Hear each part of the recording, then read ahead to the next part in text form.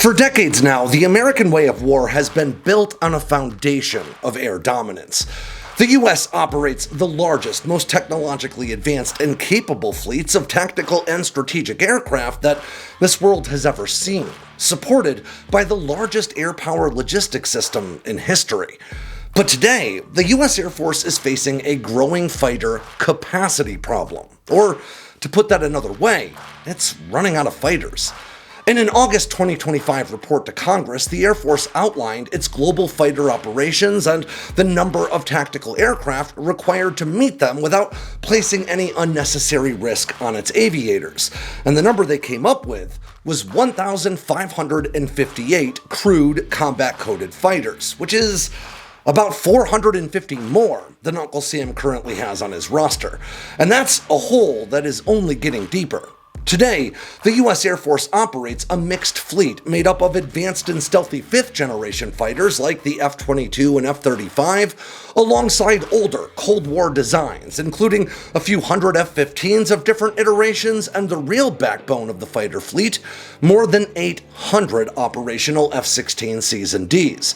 Now, these older jets account for roughly 2/3 of the branch's total fighter numbers, and now many of them are rapidly approaching the ends of their intended service lives. Some of them have even already exceeded it. And as a result, not only is the Air Force in a fighter hole that's some 450 jets deep, it's quickly getting deeper. As more old fighters are retired each year, then new ones are fielded to replace them. In 2026, for instance, the branch wants to send 96 F-15s and F-16s to the boneyard, while taking delivery on just 45 new fighters.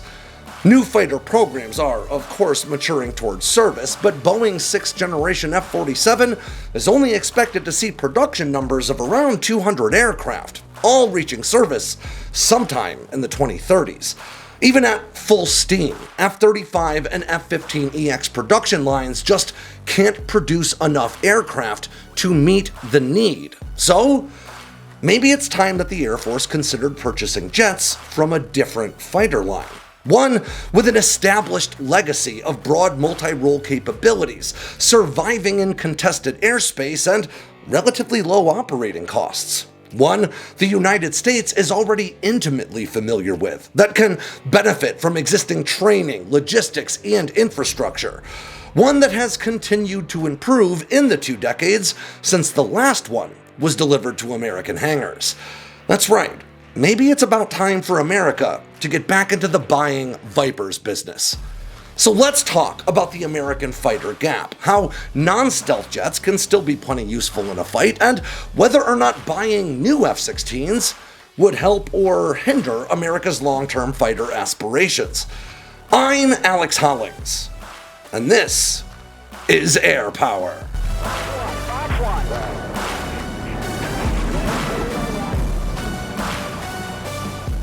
If you're 21 or older, I've got something really cool to share with you. Winglore whiskey.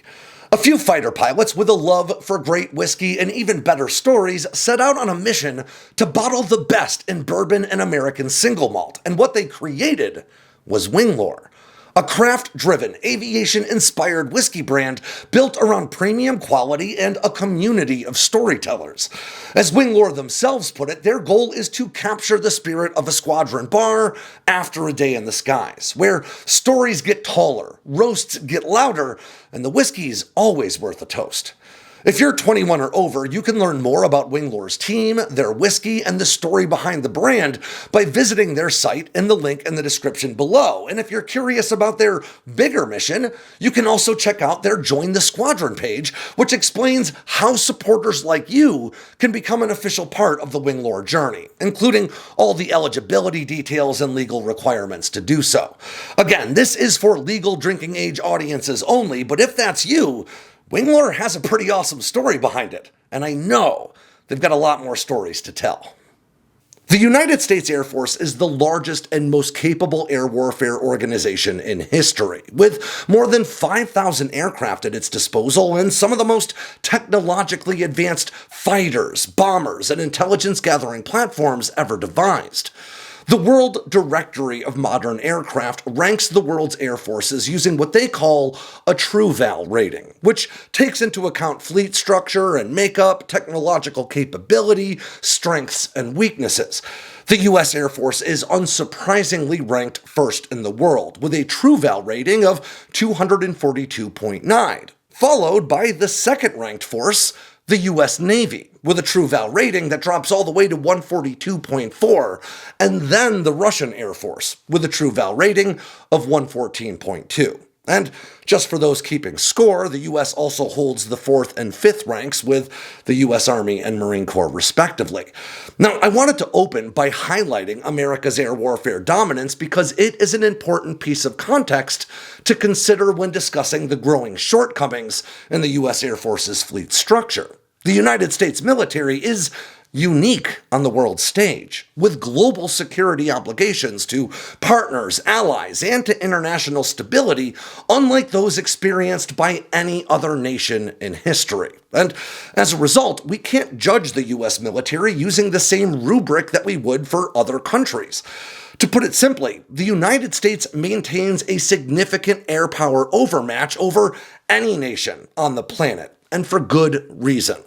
The American military divides warfare into 6 separate phases, from early shaping of the environment and circumstances, to using shows of force to deter aggression, to seizing the initiative if fighting is unavoidable, before dominating the battlefield, stabilizing the region, and finally, enabling civil authorities. And as Dr. Rebecca Grant, the president of Iris Independent Research, expertly explained for the US Air Force back in 2009, each and every one of those phases is heavily reliant on air power. And in particular, America's ability to dominate the airspace above a conflict, making it possible to bring a long list of other tools and tactics to bear. Now, this focus on air supremacy has led to fielding a long list of game-changing aircraft, including the world's first stealth attack jet, the F-117 Nighthawk, the world's first stealth bomber, the B-2 Spirit, and the world's first stealth fighter, the F-22 Raptor.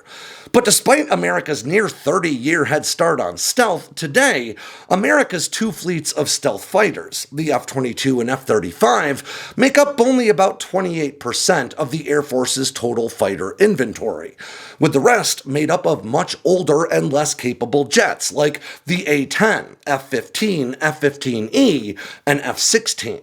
Now, many of these fighters are already actually operating beyond their intended service lives, leading to reduced readiness rates and increased operating costs. Just like running an old car, eventually it takes more money to keep it on the road than it would to just replace it. In fact, despite the constant media coverage about F-35 sustainment issues, the tough-to-maintain F-35A actually had better availability rates in 2024 than any other Air Force fighter, beating out the likes of the F-15C and D, the F-16C and D, the F-15E Strike Eagle, and of course, the even tougher-to-maintain F-22. And throughout the year, again, that tough-to-maintain F-35A saw roughly the same support costs as the notably non-stealth Strike Eagle. Now, this is, of course, a credit to improvements in the F-35 sustainment program, but it's also a pretty damning observation about the nation's aging 4th-gen fighter fleets. And this is something the Air Force is painfully aware of, consistently calling for the retirement of older fighters as a part of a broader divest to invest strategy, wherein the branch hopes to take the funds that would normally go toward keeping those old worn-out jets in the air and instead putting it toward procuring new, more advanced and capable fighters. In the Air Force's 2026 budget request, as a shining example, the branch asked to retire a whopping 340 aircraft, including all 162 remaining A-10 Thunderbolt IIs, 62 F-16Cs and Ds, 21 F-15Es, 13 F-15Cs and Ds, and 17 C-130s of various trims. Now, that would mean divesting 258 tactical aircraft assigned to fighter roles, and the same year the Air Force takes delivery on just 45 new fighters. And therein lies the problem. According to a 2025 Air Force report entitled Long-Term USAF Fighter Force Structure, the branch's current defense obligations call for a fleet of 1,558 crewed combat-capable fighters within the next 10 years, not including CCAs, or Collaborative Combat Aircraft, AI-enabled drones that can fly and support. Now, currently, the Air Force operates 1,271 fighter aircraft, though 103 of those are low and slow-flying A-10 Thunderbolts that can't be broadly assigned to most fighter missions. And that brings the more realistic total down to just 1,168 jets, or 390 fighters short of the Air Force's goal. Replenishing American fighter numbers now falls to 3 ongoing programs: Lockheed Martin's F-35, Boeing's F-15EX, and Boeing's forthcoming F-47. But it's become increasingly clear that not only can the Air Force not afford to purchase these fighters in sufficient numbers, but the existing production lines can't pump out enough jets anyway. Based on the Air Force's math, if its budget were significantly increased to maximize production on all 3 fighters, it could reach a total strength of 1,369 jets, about 189 fighters short of their goal. No matter how you shake it, bringing the Air Force's fighter numbers back into good standing will require a pretty hefty budget increase, and we'll actually talk more about that in a video to come.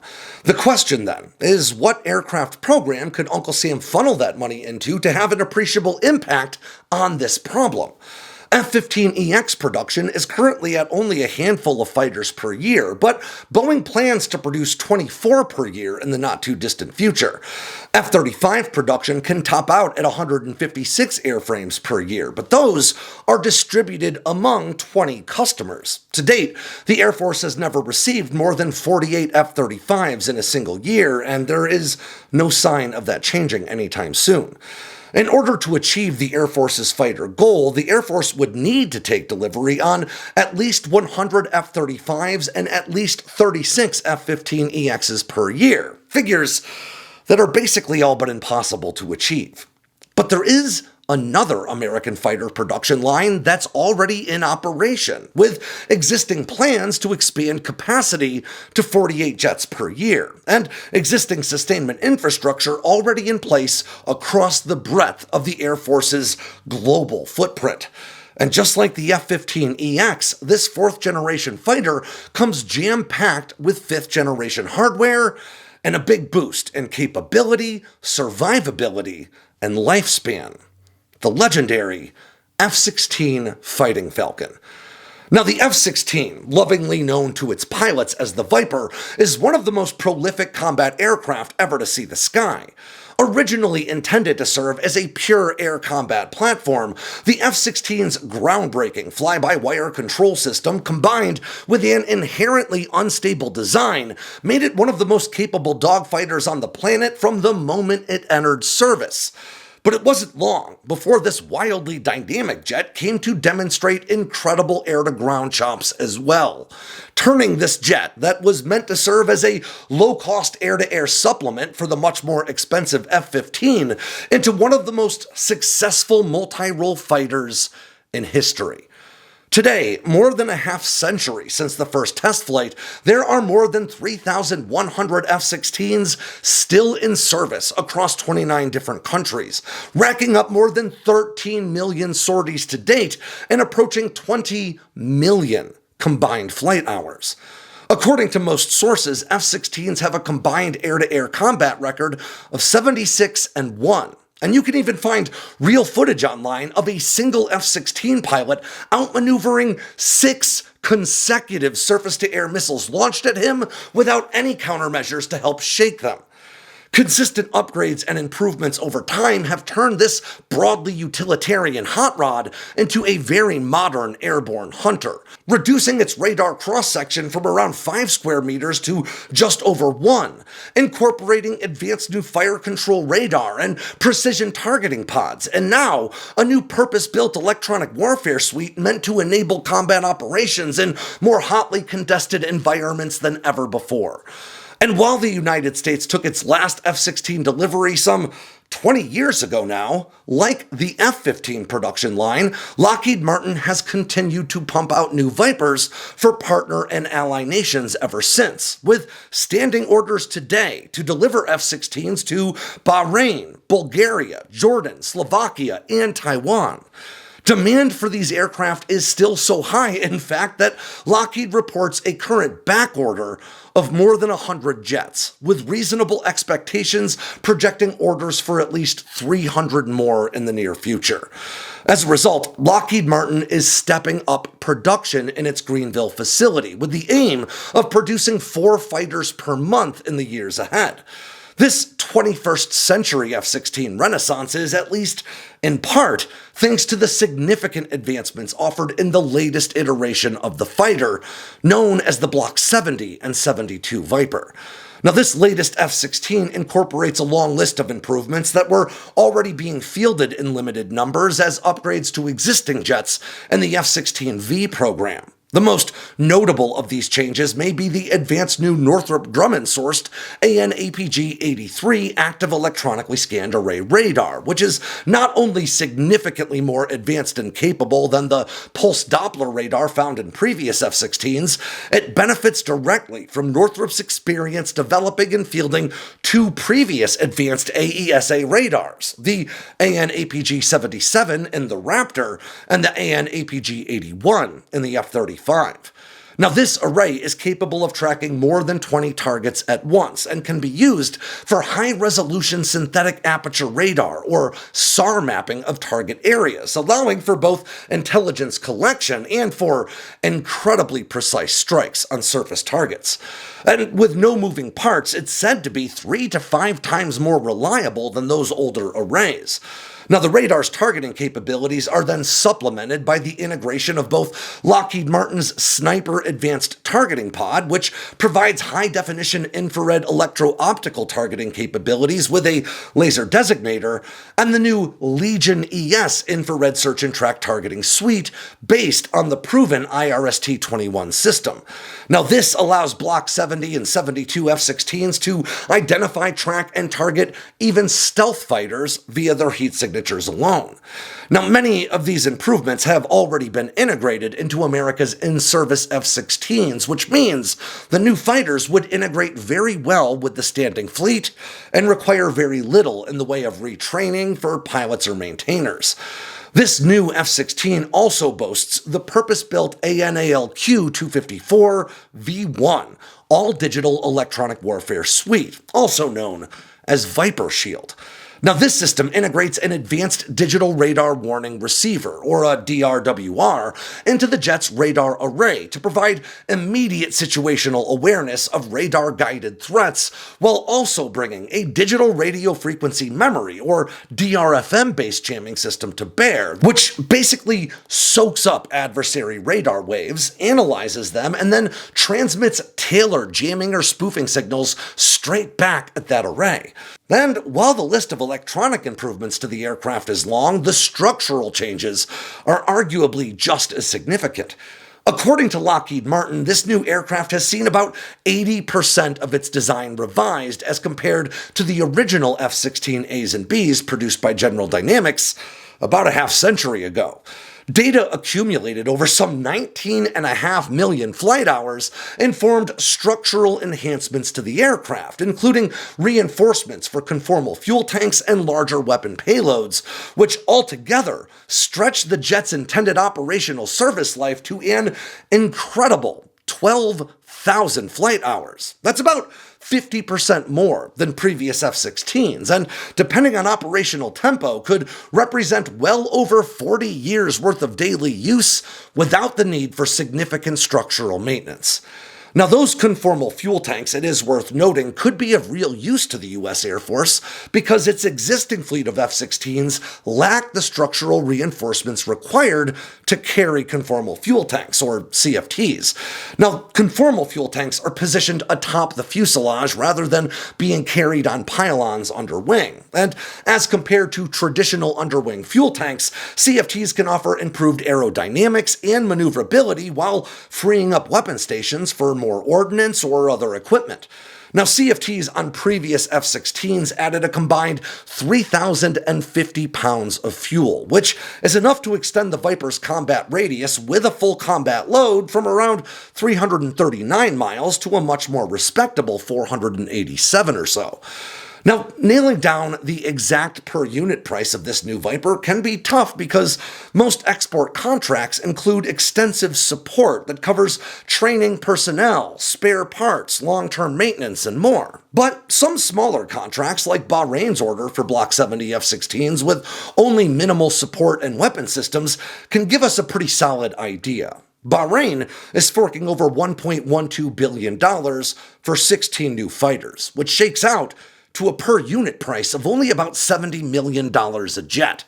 That's roughly $15 million less than a new Gripen E, $27 million less than the F-15EX, and $47 million less than a new Eurofighter Typhoon. But it is also worth noting that additional technology or hardware incorporated into new F-16 orders can dramatically increase its per unit cost, just as it would for any fighter. So these figures are subject to lots of variables and generally should be taken with a grain of salt. So while I wouldn't take these figures as gospel, holistically speaking, the Block 70 F-16 is among, if not the least expensive 4.5 or 4.5 or 4++ generation fighter on the market. The Air Force has claimed that retiring its remaining A-10s and its intended 21 F-15E Strike Eagles this year would save a combined $563 million in operating and maintenance costs per year, which at a $70 million price point would fund the purchase of 8 new F-16s per year, all on its own.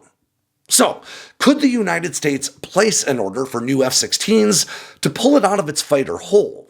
Well, like so many defense topics, the answer is that it's complicated. Instead of purchasing Block 70 or 72 F-16s, which are only differentiated by their engines, the Air Force would instead ask Lockheed Martin to make a series of modifications and improvements meant specifically for America's air warfare doctrine, tactics, and needs. These jets have been notionally described as Block 80 F-16s. Now, those new Block 80 F-16s would be purchased as direct replacements for the oldest F-16s in America's inventory, some of which have been on the job for more than 40 years now. Like the F-15EX, these jets could fly lower-risk operations that aren't as reliant on stealth, as well as serving as direct combat support for forward-advancing stealth fighters in a higher-end fight. This idea might have been first floated by former Assistant Secretary of the Air Force for Acquisition Technology and Logistics, Will Roper, back in 2021.